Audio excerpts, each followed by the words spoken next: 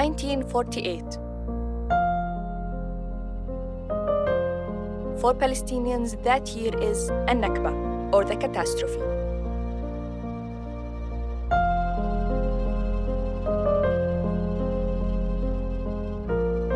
When hundreds of thousands were forced out of their homes.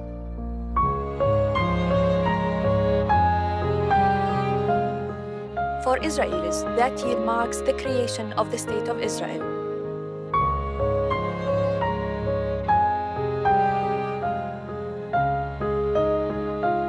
As a filmmaker and as a Palestinian, this documentary series was my way to understand the events of the past that are still shaping the present.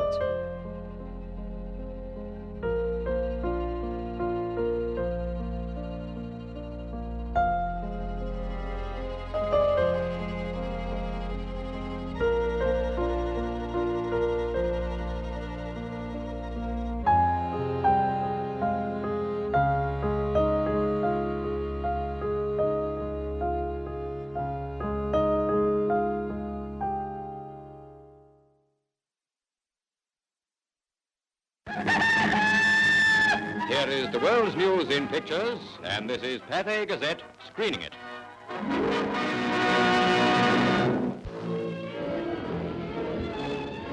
Theoretically, you're due for a share of these.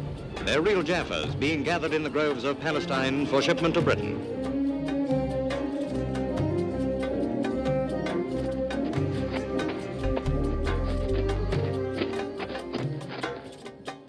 Images from another time, when Palestinians still worked their land.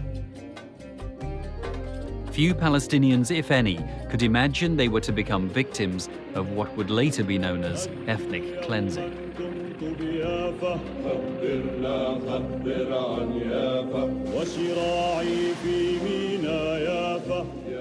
After 30 years of British rule, the question of Palestine was referred to the United Nations. The UN now became the forum for conflict. Talks focused on dividing Palestine into an Arab and Jewish state. For granting the Jewish Agency for Palestine a hearing, when we speak of a Jewish state, we do not have in mind any racial state or any theocratic state, but one which will be based upon full equality and rights for all inhabitants without distinction of religion or race, and without domination or subjugation. November the 29th, 1947. The UN General Assembly met to devise a plan for the partition of Palestine. ثم هذه خريطة الأراضي. كما ترين اليهود لم يملكوا أكثر من 5.5% من مساحة فلسطين.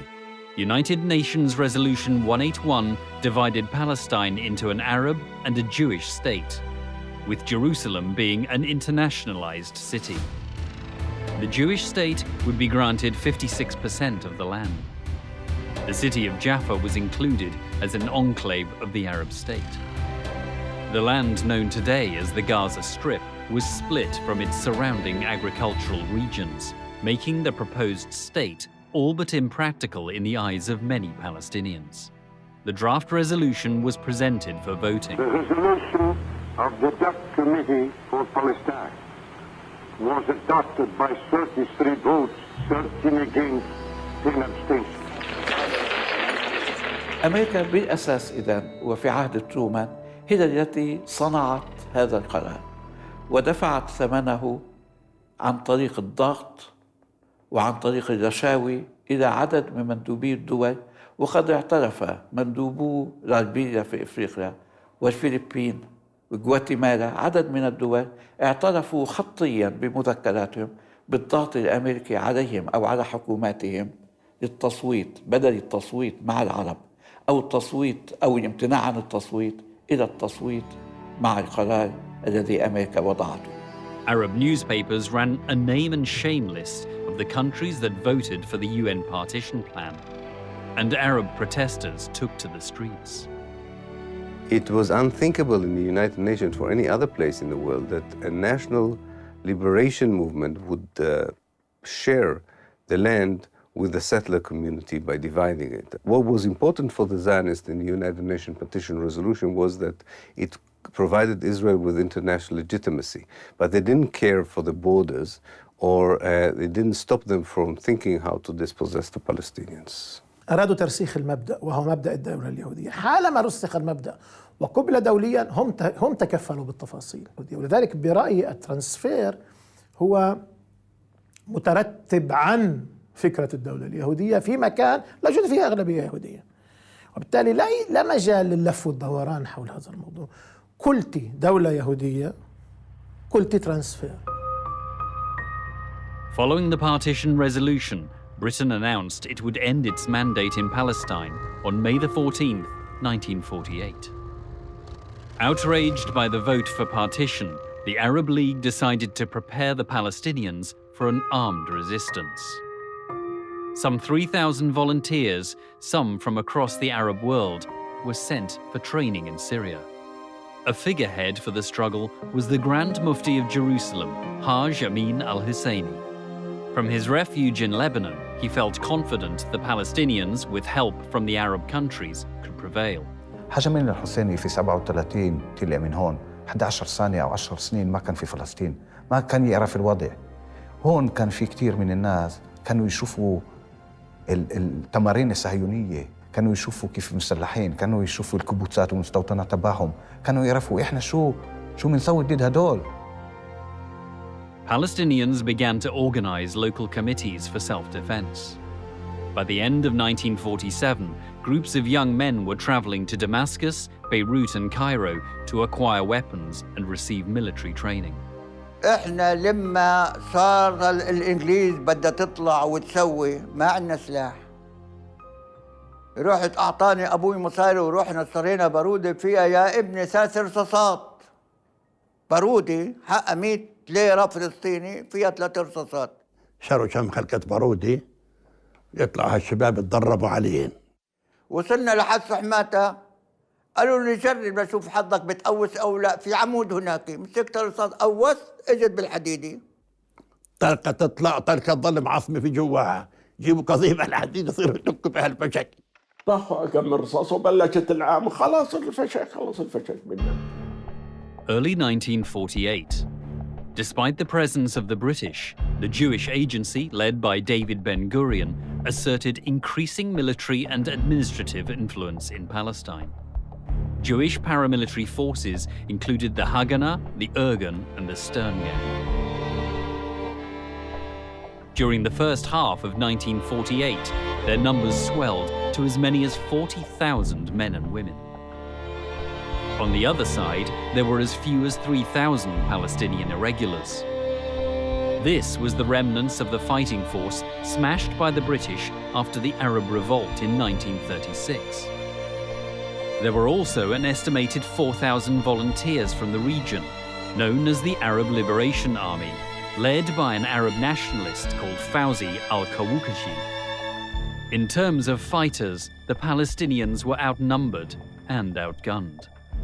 A small group of Zionist leaders and military commanders met regularly on a weekly basis from February 1947 to February 1948 for a whole year, planning the ethnic cleansing of Palestine. They didn't decide about it in a day. They had the weekly meetings, and in each week they became more and more convinced that this was the right way forward. In the first week of 1948, hostilities picked up. There were 2 bomb attacks against Palestinian targets. The first, a car bomb, destroyed the old Ottoman government house in Jaffa. It killed 26 people. The second, the bombing of the Semiramis Hotel in Jerusalem, killed over 20. At Oxford University's Middle East Centre, we found an important document. It contained details of a meeting on January 6, 1948, between the British High Commissioner for Palestine and David Ben-Gurion.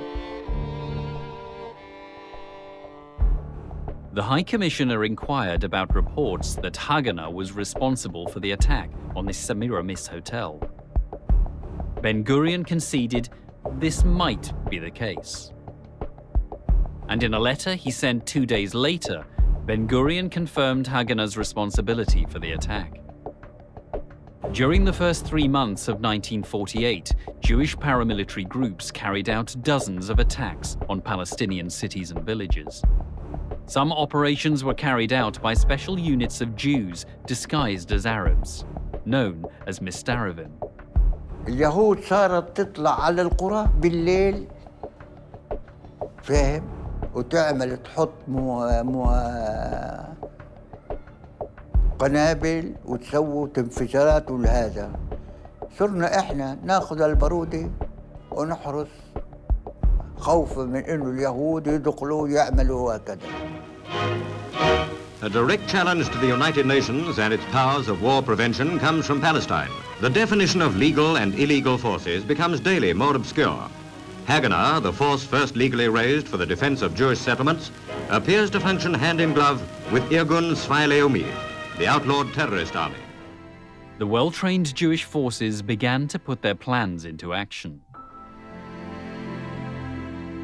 On February the 15th, 1948, fighters from the Haganah and Palmach organizations attacked the village of Caesarea near Haifa.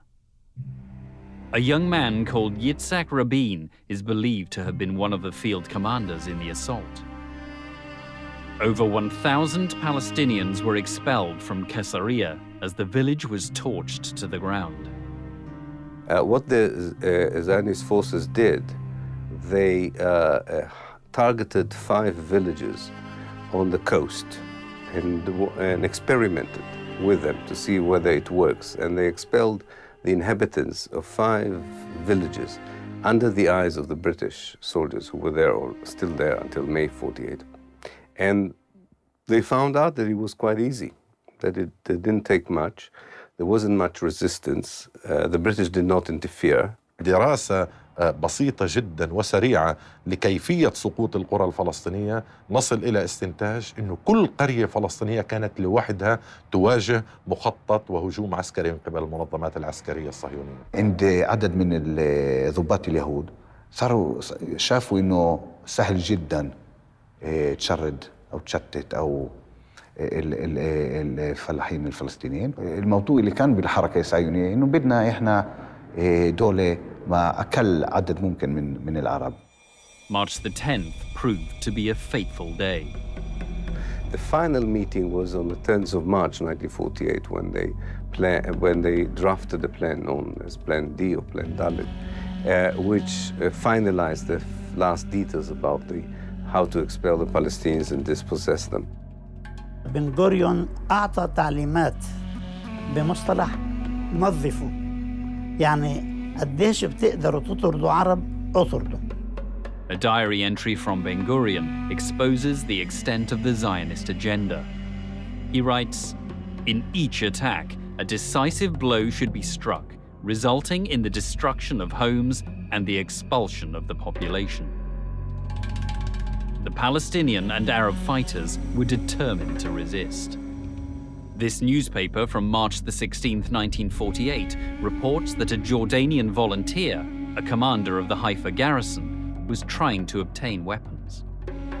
His name was Mohammed al-Hunayti. كان والدي في حيفا، ولما رأى أن المناضلين ينقصهم التدريب والسلاح حز في نفسه، فاستثار همم ضباط الصف من الجيش العربي الأردني واستعدوا أنهم يلبسوا ملابس مدنية ويدربوا المناضلين. طبعا كلوب باشا كان قائد الجيش الأردني، طلب والدي وقال له أنت يعني ليش تعمل هيك؟ قال له أنا عربي وعلي أني أساعد أهل العرب، إحنا بندافع عن أرض العرب وعن الصخرة، وأنت ما بتعرف شو معنى الصخرة لا بالنسبة للأمة العربية والإسلامية. فلما شعر والدي أنه عليه ضغط استقال من الجيش العربي، فتوجه والدي إلى بيروت ودمشق للحصول على الأسلحة. حصل على كميات من الأسلحة. في أثناء عودته في قافلة السلاح من بيروت إلى حيفا، كانوا شباب نادي أسامة العكي بانتظارها، فعكا بيشوفوهم لليهود، قالوا احنا شايفين اليهود قاعدين بيجمعوا لك وحطوا لك موانع من 3-4 أيام، فالأفضل أنك تعود بالقافلة عن طريق بيروت دمشق عمان.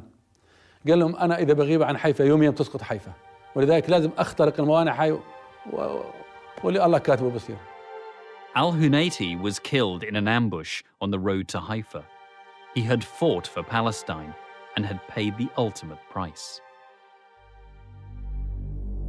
Abdul Qadir al-Husseini was the charismatic commander of Palestinian forces in the Jerusalem area. He traveled to Damascus to plead for arms. He returned empty-handed. On the 6th of April, he wrote a letter to the Arab League, holding it responsible for leaving the Palestinians defenseless and without arms. Eventually, al-Husseini had to sell his grandfather's land to buy weapons. On April the 8th, he rushed to the defense of Al-Kastal, a village overlooking the Tel Aviv-Jerusalem road. Here, Arab fighters faced heavily armed Jewish forces. Al-Husseini was an experienced commander, having fought against the British during the 1936 Arab Revolt.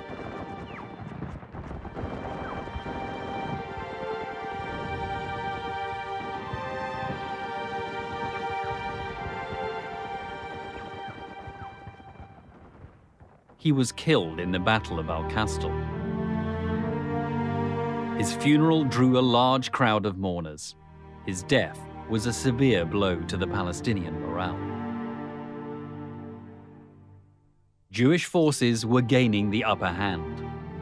They began to seize areas that the UN partition plan had allotted to the Arab state. In this land grab, little discrimination was made between fighters and civilians. At dawn on April 9, 1948, a combined force of Irgun and Stern Gang fighters moved into the village of Deir Yassin, near Jerusalem. The result was a massacre. Over 100 Palestinians were killed, including women, children, and the elderly. وحتى مذبحة دير ياسين كانت تبعد 2 أو 3 كيلومتر عن مكتب مدير البوليس البريطاني في القدس، وعندما أخبروه بأن هناك مذبحة تدور في دير ياسين لم يتحرك وقال هذا ليس من شأننا. The British very sadly let down the Arab population. Of that there is no doubt. Because we were there, the Palestine police force, to police the country. ما أظن أنهم كانوا مبسوطين مع هذه النهاية. كانوا يشعروا بشكل of uselessness. بعد الشرطي الذي حكيته معهم قالوا لي في هذه الفترة قد نمشي في الشارع نرى الصراع بين يهودي وفلسطيني وإحنا زي ما كنش في المكان. British troops began their withdrawal a month before the date set for the end of the mandate. As soon as they moved out of an area, Jewish fighters moved in. كان كامب الجيش البريطاني، وهذا الكامب كان سبب في خروج البلد أو القضاء على البلد. فكانت استلمته الإنجليز زي ما قلت لك، والإنجليز أجوا في الليل طلبوا من اليهود يستلموا الكامب، سلموه في الليل. فهذول أهل القرى القراب راحوا يستلموا المعسكر الكامب، ففاجأوا في اليهود. راحوا لك اليهود مركزين، لما قربوا اليهود رشوا اللي رايحين، إيش مات وإيش انجرح. اللي انجرح يزحف يوصل بين الشجر والقمح، واللي ما ظل مات، ولا حدا جابه ولا إيش. بريطانيا أعطت سلاحها لليهود.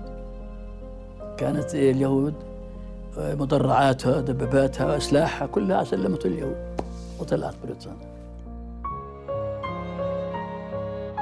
جاء دولة طبرية في 16 نيسان، وجاء الجيش البريطاني كان في طبرية يحذر السكان العرب بأن عليهم أن يغادروا المدينة.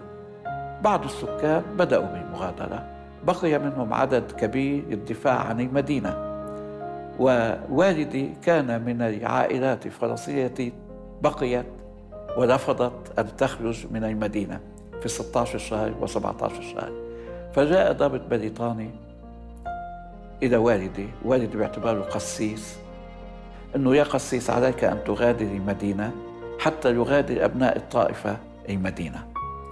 فقال والدي لا، لن أغادر، هذه بلدي وفلسطين بلادي وأريد أن أبقى حيث أنا. وقال الضابط حجة زعمي مألوف أنه اليهود لهم حق بفلسطين. والدي كان عنده جواب كافي أنه لا حق لليهود بفلسطين. ضابط جاء بشاحنة وبالقوة وضع والدي وشقيقتي. والدتي كانت بالمستشفى مريضة بالقلب، جيء بها أخرجت من المستشفى وضعت بالشاحنة وأخرجوا من طبرية. ولم يبقى في طبرية إلا عدد محدود من المقاتلين واستشهدوا جميعا. On April the 18th, the British army withdrew from the city of Tiberias.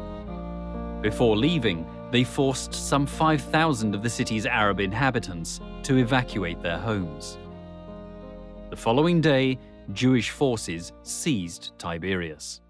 شاهدت بأم عيني كيف كانت العبارات البريطانية تنقل الفلسطينيين من حيفا إلى عكا. عملية ترحيل الفلسطينيين شاركت بها القوات البريطانية. April the 21st. By noon, the last British troops completed their withdrawal from Haifa.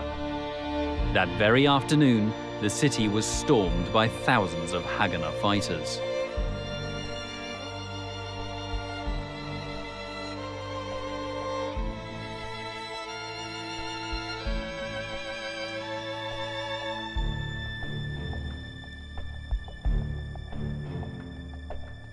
Some Palestinians and Arab volunteers stayed to defend their homes. After a 2-day street battle, 60 of them had been killed. The rest withdrew from the city. احنا ظلينا لما حيفا سقطت. لما سقطت حيفا كانوا إذا يعني الرئيسية سقطت، الراس سقط، واحنا شو بدنا نضل نسوي هان؟ طلعت العالم.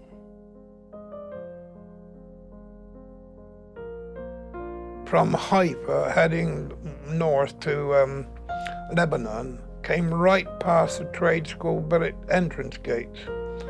And it was a sad sight to see many poor Arabs, some with pickup trucks, cars, beds on the top, some on foot, never-ending stream of Arabs coming out of the city. The Jews to drive a lot of the Arabs out of Haifa. Very sad sight. We could have stopped all that.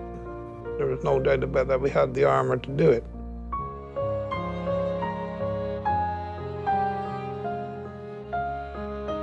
"50,000 Arabs were forced to flee their homes in Haifa, never to return.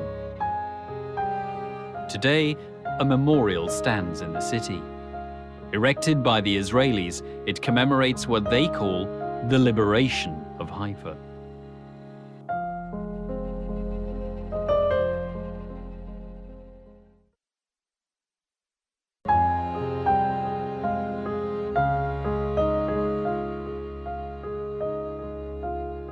By late April 1948, the city of Haifa had fallen to Jewish forces. The coastal town of Jaffa was now their next target. قتال في يافا، منطقة الجبلية من أشرس المناطق اللي كانت تقاتل، هي متاخمة لتل أبيب والجوار هذول، تقاتل دفاعا عن يافا. تعرف مين كان يقودها؟ امرأة. يعني قيادة القوة اللي كانت المتطوعين اللي كانوا هناك امرأة اسمها مهيبة خورشيد. هذا للتاريخ كمان، وأنا شايفها بلباسها العسكري ومقاتل. Although designated as part of the Arab state in the 1947 UN partition plan, Jewish forces set their sights on Jaffa.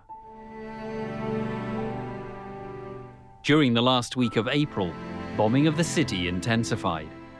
The city's inhabitants were forced to flee the shelling, by sea to Lebanon and by road to East Palestine and Jordan.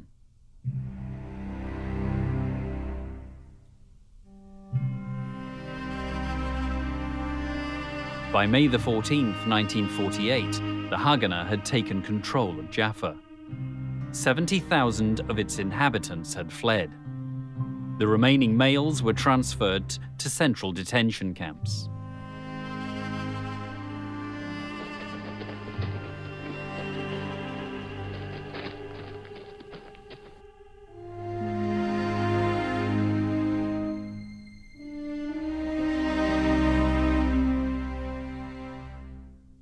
Detainees were forced to bury the corpses of fellow citizens now rotting in the streets.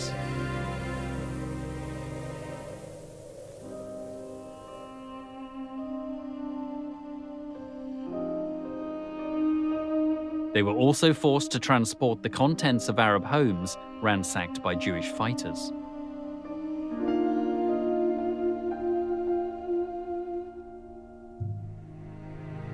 كانوا يأتون بالشاحنات ويفرغوا المنازل العربية من كل محتوياتها الهامة. يعني من مفارقات القدر أنه كانوا يأخذون المكتبات الهامة زي مكتبة السكاكيني ونقول زيادة وحتى المكاتب العادية، وتؤخذ إلى حيث تودع اليوم في المكتبة الخاصة بالجامعة العبرية في القدس.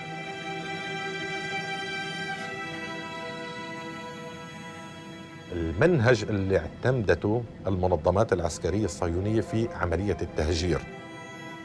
فالبصة كمثل تم حصارها وقصفها من 3 جهات وأبقيت المنطقة الشمالية مفتوحة. طبعا والشاطر يفهم المقصود إنه المنطقة الشمالية مفتوحة، شو بنقدر نوقع إحنا ضحايا بيكون منيح، نعمل ترويع وتخويف للسكان. وهذا اللي صار مع أهل البصة، إنه بنتيجة الحصار والقصف بالطائرات والمدفعية وعملية تهجير السكان صارت بالألف. اللي ما قدروا يهربوا تخبوا في كنيسة البصة، وبعد ما دخلت قوات الهجناء على البصة أخرجوا 4 وتم قتلهم، شباب وصبايا بجيل 14 وال15، والبقية قاموا في ترحيلهم. الهجرة تمت إلى لبنان لأنه تم قصف القرى والإغلاق عليها من 3 جهات.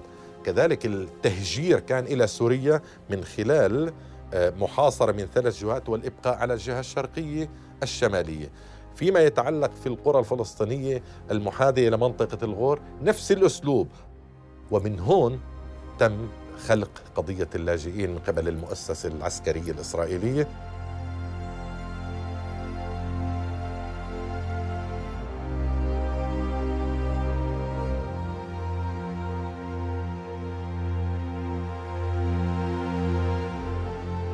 It happened many times that the Israeli very holy soldiers took 10 of the youngsters in the middle of the village, shot them just in order to kill them, in order that all the others will see it and run away. And if it's not enough, they took others also. The Palestinians left of their own accord and in the expectation of a triumphal return. Another variant of this version is that the Palestinians left on order from their leaders to clear the decks for the invading Arab armies, and they were promised that after the great Arab victory they will be able to return to their homes. So that is the traditional Zionist version, and it's completely untrue. And there is a massive amount of hard evidence to contradict this version. Half of the Palestinians who became refugees were already expelled from their houses by May 1948. So I could say that out of the 530 Palestinian villages that were destroyed in the 1948 Nakba, half of these villages were already demolished by the 15th of May.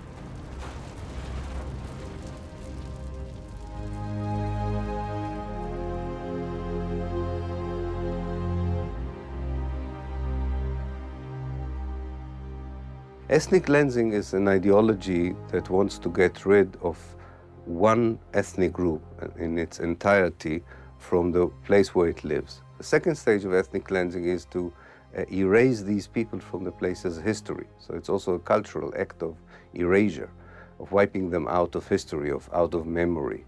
And the third stage is to make sure that they will never come back. Although the British Army was still present in Palestine, Jewish paramilitaries seized control of 5 major cities. Some 200 villages were destroyed. Ahead of the full British withdrawal, more than 350,000 Palestinians were driven from their land. May the 15th was the date set for the end of the British Mandate. Yet for the Jews, this posed a problem. The 15th fell on a Saturday, the Sabbath. So celebratory announcements of the Jewish state were sent out a day earlier, on Friday, May the 14th. The British Army hastened their retreat. The Jews had been gearing up to take over. In fact, they were issuing Jewish stamps before the 14th of May. A few days before, I've still got 2 franc. They're issuing their own stamp. They were geared up, mind. They were geared up and ready to go. No doubt about that. On May the 14th, 1948, in this grand Jerusalem home, the last British High Commissioner of Palestine, Alan Cunningham, signed a document terminating the British Mandate. Over 3 decades, the British presence had helped pave the way for the realization of the Zionist dream.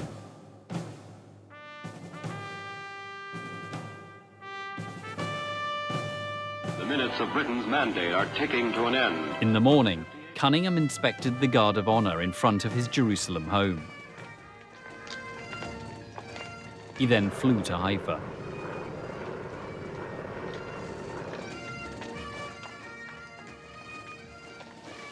From Haifa, he sailed to Cyprus, and the British flag was lowered.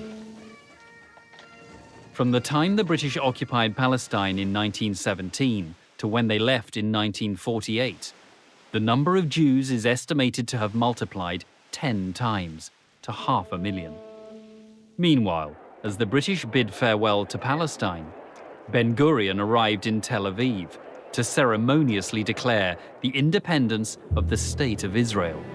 אנו הטבעית וההיסטורית, על יסוד החלטת עצרת האומות המאוחדות, אנו מכריזים בזאת על הקמת מדינה יהודית בארץ ישראל.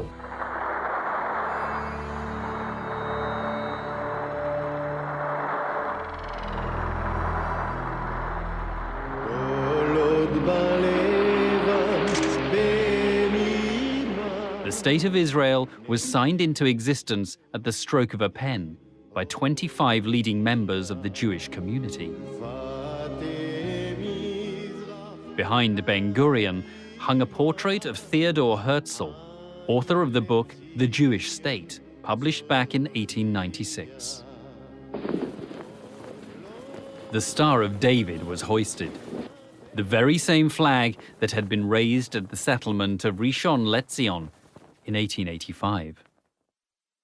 Since Zionism is a dynamic movement, they knew that there was no finality about the borders then. They knew that opportunities would arise in due course to take the rest of it, and they did in 1967. That was the thinking behind the Zionist movement. Gradual, the building of a Jewish state, and then the gradual expansion of the borders of the Jewish state. Israel, they have named their state, and the new citizens of Israel cheer the men who have signed the Jewish Declaration of Independence. They leave the hall, Ben-Gurion first.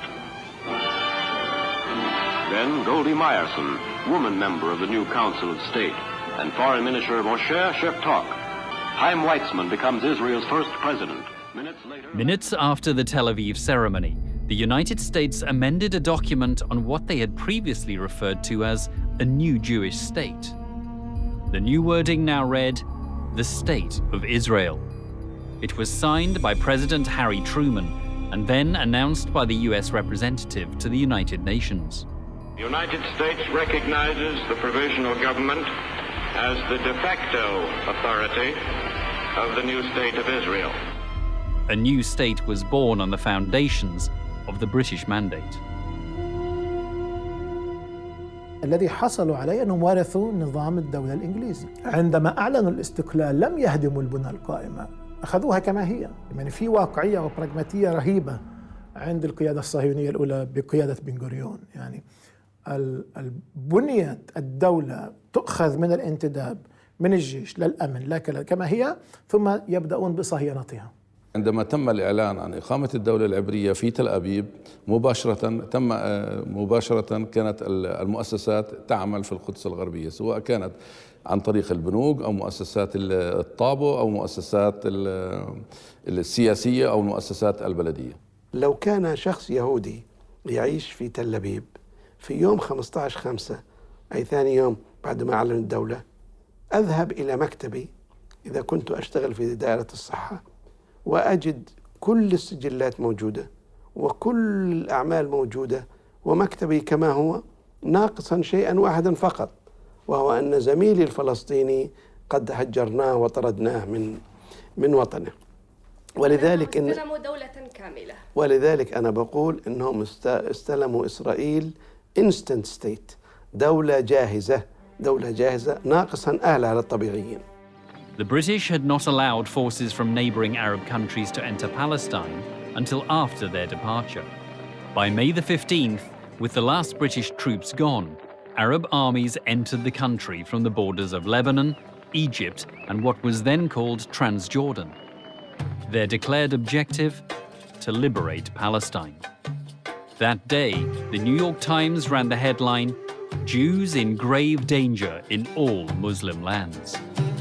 I've come back to the United States to tell Jews in the United States how the state of Israel has been formed. The Jews are holding their ground in the country in spite of the fact that they have been outnumbered by the Arabs, and the Arabs have come much better equipped with heavy arms than the Jews have in their possession. The reason is a simple one. Jews who are fighting in Palestine, the state of Israel, are fighting for the only thing that they have in their possession. It means life or death to them. The Jewish forces in 1947-48, they were far stronger, even far more numerous, actually, than the combined Arab armies. They were a highly prepared, highly dedicated, well-armed fighting force, which was superior to all the Arab armies combined, except perhaps one army, which they didn't really take on, and they made a deal with, really. I'm talking about the Jordanian army. في الحقيقة الجيوش العربية السبعة التي دخلت في فلسطين في البداية لم تكن يزيد مجموع أعدادها عن 24,000 جندي، وهذه مأساة أن كل الجيوش العربية التي شاركت لم تكن لتصل إلا لثلث أعداد اليهود العسكريين المدربين المستعدين للقتال. الجيوش العربية لم تكن معدة، لم تكن مستعدة، لم تكن منظمة، لم يكن هنالك القيادة الموحدة بقيادة الملك عبد الله، كانت تعمل في جانب والآخرين يعملوا بجانب آخر.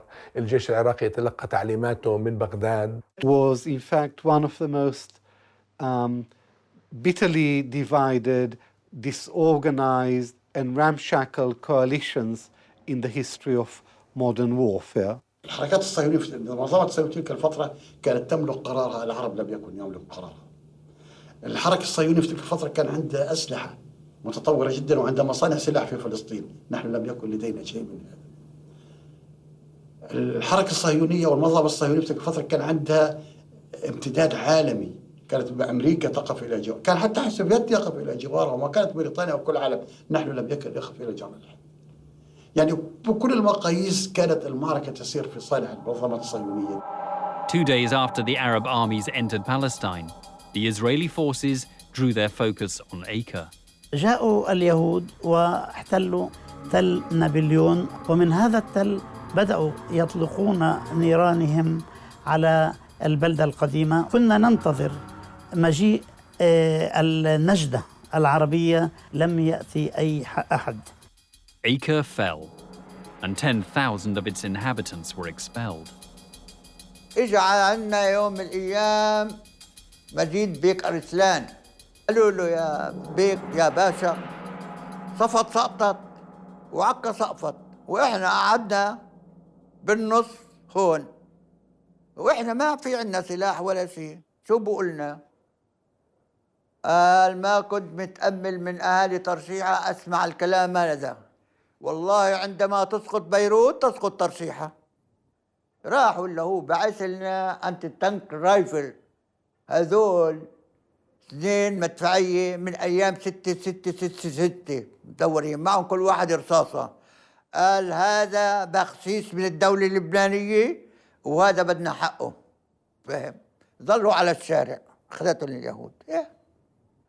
في بيجوا عراقي لعنا، فهم؟ ضابط اسمه جاسم قال له يا ابو سامي بتعرف شو بيقولوا بالعراق اليوم؟ قال له شو؟ قال له لما بيقولوا دخلنا ترشيحه بيهللوا بكبروا، لما دخلنا عكا بيهللوا بكبروا، لما بفلان كاننا بكبروا. بيعرفوش احنا ما احتلناش ولا مستعمره. انا راي على العراق، ان كان بدهم يقاتلوا والله جاي اقاتل، كان بدهم يقاتلوا في عندنا اكل بناكل هناك. احنا قانون الدول العربيه عمي، ما طلعنا احنا. شوي ولا جاي من عبد الإله قالوا لهم محل ما بكيتوا ترجعوا. رجعوا صاروا مثل والله يعني كيف من هالتراب ويعرفوا عروسهم. الجيش العراقي خياني خياني خياني خياني. أنا مضيت معظم الوقت مع الجبهة الأردنية، كنت أطل على الجبهة العراقية ورحت على الجبهة المصرية. بيقدرش الواحد يقول عنهم شيء، وبالعكس ناس حماسهم قوي وعملهم قوي، لكن للأسف وعدائهم للعدو حقيقي، وعدائهم لقيادتهم الإنجليزية على مستوى كتيبة وسرية، وهذا كمان خصوصا الجيش الأردني كبيرة. The Jordanian army was commanded by the Englishman Sir John Glubb, known as Glubb Pasha. Over 40 other British officers also served in the army and held great influence. Under British advice, King Abdullah of Transjordan agreed to a secret deal with the Jewish leaders to avoid clashes between the Jordanian army and the Jewish fighters, in return for the West Bank and East Jerusalem. Such token resistance was the reason Glubb later called the 1948 war the Phony War. Glubb is a very complex character. He was not the simple-minded soldier that he pretended to be, but he was a highly sophisticated politician who imposed on the Arabs Britain's partition plan. The meeting was between Ernest Bevin, the Labour government's foreign secretary, and Tawfiq Abul Hoda, the Jordanian prime minister, who was accompanied by Glubb Pasha, who also acted as an interpreter. Bevin asked Abul Hoda, "What do you plan to do?" And Abul Hoda said, "We plan to send the Arab Legion to protect and keep the Arab part of Palestine." And Bevin said, "That seems the sensible thing to do, but do not go and invade the Jewish part." 2nd of May, they met for the last time, British officers in the Arab Legion, to find a solution for Jerusalem, but it didn't work. But what else happened in that meeting is that they brought maps which showed where the Jordanian Legion would stop and would not enter the Jewish state. And where the Jordanian Legion stopped is today the border of the West Bank. That's how the West Bank was actually created. هذا الكلام التزم فيه حرفيا جلوب باشا، بمعنى خرج من اللد والرملة. On July the 10th, the Jordanian forces pulled out of Lod and Ramla. Clear of Jordanian forces, the two cities were bombed by what was now the Israeli Air Force. The Israeli army then moved in, commanded by Colonel Moshe Dayan. In Lod alone, over 100 Palestinians were massacred inside the Dahmash Mosque. More than 50,000 Palestinians were expelled from the two cities. Walking without provisions in the summer heat, many died of exhaustion in what has since become known as the Lidda Death March. Despite the presence of the Arab forces in Palestine, atrocities were still committed, yet few are well documented. Israeli historian Theodore Katz submitted a thesis claiming the Israelis had committed a massacre in the coastal village of Tantura. They closed all the 4 sides of Tantura, kind of a boat from the Israeli Young Navy that was closing the side of the seashore in order that they won't be able to run away. What I heard from one of the Jews I interviewed, a soldier in the 2nd company, he was moving with his pistol of 9mm on the shore among the men, asking them, where is your rifle? Those who said that my rifle is somewhere next to my house was taken like this with a rope to his house by 2 or 4 people. And the text was then, the rifle came out and the one did not. And those who answered there on the beach, I have no rifle, were directly shot in their head. Now, this is not a Palestinian story. This is a Palestinian of a Jew that was a lawyer in the state of Israel many years. The Palestinian men of Tantura were taken to the cemetery. And there they were told, they were put in lines and they were told to begin digging. And whenever a line finished digging, they were shot and fell down inside. There was no worry on the Zionist leadership side that the soldiers will not understand what is expected of them, because they already dehumanized the Palestinians in their thinking and perception long before the operations themselves began. The State of Israel was formed through blood and fire. Yet this was neither the start nor the end of suffering for the Palestinians.